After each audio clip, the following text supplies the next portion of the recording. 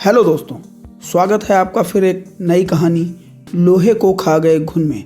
एक बार की बात है, दो दोस्त थे जिनका नाम सुरेश और दिनेश था। सुरेश और दिनेश दोनों व्यापार करते थे और दोनों व्यापार में सहभागी थे। सुरेश ने दिनेश से कहा, दिनेश क्यों ना हम कोई ऐसी वस्तु खरीद लें जो जल्दी खराब ना हो और उसकी कीमत भी बढ़ती रहे, फिर हम उसे कुछ वर्षों बाद बेचें जिससे उसके मूलधन से ज़्यादा दाम मिले। दिनेश ने कहा, ठीक है सुरेश, तुम्हारी बात तो सही है, पर हम खरीदें क्या? उन्होंने आपस में सलाह की और लोहा खरीदने का निर्णय लिया। दोनों ने बराबर बराबर रुपए मिलाकर लोहा खरीदा। दिनेश ने सुरेश से कहा कि लोहा वह कहीं सुरक्षित स्थान पर रख दे। सुरेश ने लोहा अपने पास एक पुरानी कोठरी में रख लिया। कुछ दिन तो लोहा जस का तस रखा रहा, पर धीरे धीरे सुरेश के मन में लालच आने लगा और फिर सुरेश ने दिनेश को बिना बताए लोहा बेचने लगा।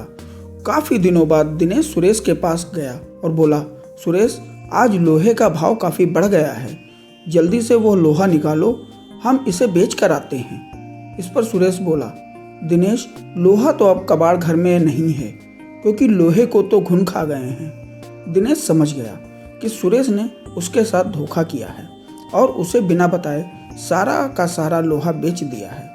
दिनेश को गुस्सा तो बहुत आई, पर वो बिना कुछ कहे सुने वहाँ से चला गया। इस घटना के कुछ दिनों बाद दिनेश सुरेश के पास आया और बोला, सुरेश, मैं एक बारात में जा रहा हूँ, बड़ा अच्छा इंतजाम है, अकेला हूँ, चाहो तो अपने लड़के को साथ भेज दो, उसकी तो मौज हो जाएगी और कल सुबह तक हम वापस भी आ जाएंगे। सुरेश बोला, क्यों नहीं, बेशक तुम मेरे लड़के को अपने साथ लेकर जाओ, और हाँ, इसे बारात में अच्छी तरह खाना वाना खिला देना। दिनेश बोला, अरे यह भी भला कोई कहने की बात है सुरेश, तुम चिंता न करो। इस तरह 2 दिन बीत गए। सुरेश का लड़का अभी तक घर वापस नहीं आया। सुरेश को बहुत चिंता हो गई कि अभी तक उसका लड़का घर वापस क्यों नहीं आया। वो अपने लड़के के बारे में जानने के लिए दिनेश के पास गया और बोला, दिनेश, मेरा लड़का कहाँ है, वो अभी तक घर वापस क्यों नहीं आया? दिनेश ने कहा, क्या बताऊँ सुरेश, रास्ते में एक चील तुम्हारे लड़के को उठाकर उड़ा ले गई।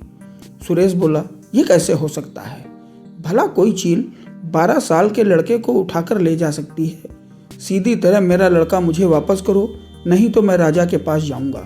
दिनेश बोला, ठीक है सुरेश, चलो राजा जी के पास चलें, अब वही न्याय करेंगे। मामला वहाँ के राजा के सामने पेश हुआ।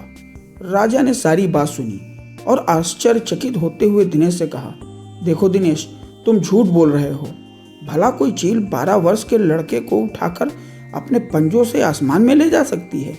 इस पर दिनेश ने कहा कि महाराज, जब लोहे को घुन लग सकता है ये संभव है, तो भला चील लड़के को नहीं ले जा सकती, ये कैसे असंभव है? इस पर राजा सब समझ गए और उन्होंने सुरेश को आज्ञा दी कि वो दिनेश का लोहा वापस कर दे और दिनेश को कहा कि वो लड़के को सुरेश के पास पहुंचा दे। दोस्तों, बहुत बहुत धन्यवाद।